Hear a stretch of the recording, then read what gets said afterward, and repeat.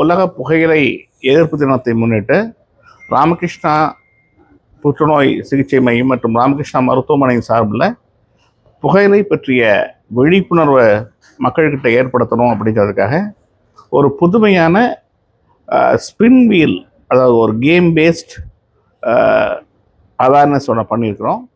இது எப்படின்னா, ஒரு லிங்க் இருக்குது, இல்லை அனிமேட்டட் வீடியோஸ், கியூஆர் கோட் இருக்குது. இது மூலமாக அவங்க இந்த அப்ளிகேஷனை டவுன்லோட் பண்ணிக்க முடியும்.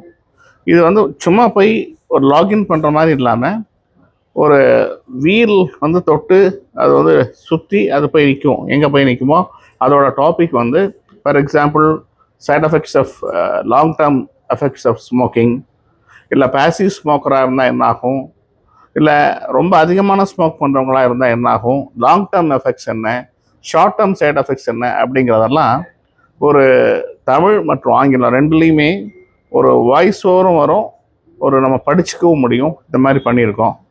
ஏன்னா ஒவ்வொரு வருஷமும் நம்ம ஏதாவது ஒன்று பண்ணுறோம். பட் இந்த வருஷம் நாங்கள் தெரிஞ்சோம், சரி இது கொஞ்சம் அவங்களும் இன்ட்ராக்ட் பண்ணுற மாதிரி இருக்கும், கேம் பேஸ்ட் தீமாக பண்ணுவோம்னு சொல்லி இந்த வருஷம் பண்ணியிருக்கோம்.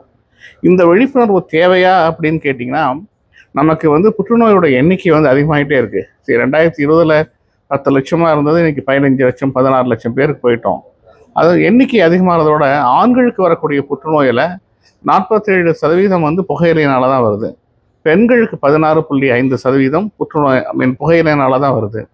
புகையிலைக்கு எந்த ஃபார்மில் யூஸ் பண்ணாலும் கேன்சர் வருது. அது இப்போ ஒரு நாளைக்கு நம்மளுடைய, அதாவது 2 in ஒரு மென்னில் 2 பேரில் ஒருத்தருக்கு வரக்கூடிய கேன்சர் புகையிலைனால் வருது. பெண்களில் 5 பேரில் ஒருத்தருக்கு புகையிலைனால் கேன்சர் வருது. ஒரு நாளைக்கு ஏற்படக்கூடிய மரணங்கள் அப்படின்னு பார்த்தீங்கன்னா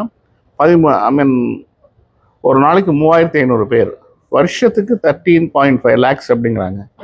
அதான் சொன்னால, ஒரு சென்சேஷனாக சொல்லணும்னா எவரி 25 seconds ஒரு டொபாக்கோ ரிலேட்டட் டெத் இந்தியாவில் நடக்குதுங்கிறாங்க.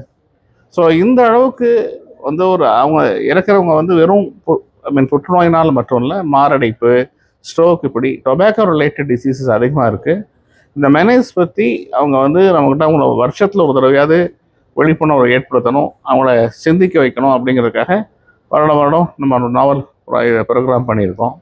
இந்த வருடமும் நம்ம இந்த தீம் பண்ணியிருக்கோம். இது மெயின். ரெண்டாவது, இந்த மாதம் முழுவதும் புகையிலை யூஸ் பண்ணுறவங்க யாராக இருந்தாலும் அவங்க அவங்களுடைய ஓரல் கேவிட்டி, த்ரோட் இதெல்லாம் செக் பண்ணிக்கலாம். அதுக்காக ஒரு ஃப்ரீ கேன்சர் ஸ்க்ரீனிங் இது மாதிரி கிளினிக் மாதிரி ரன் பண்ண போகிறோம். இந்த மாதம் முழுவதும் அவங்க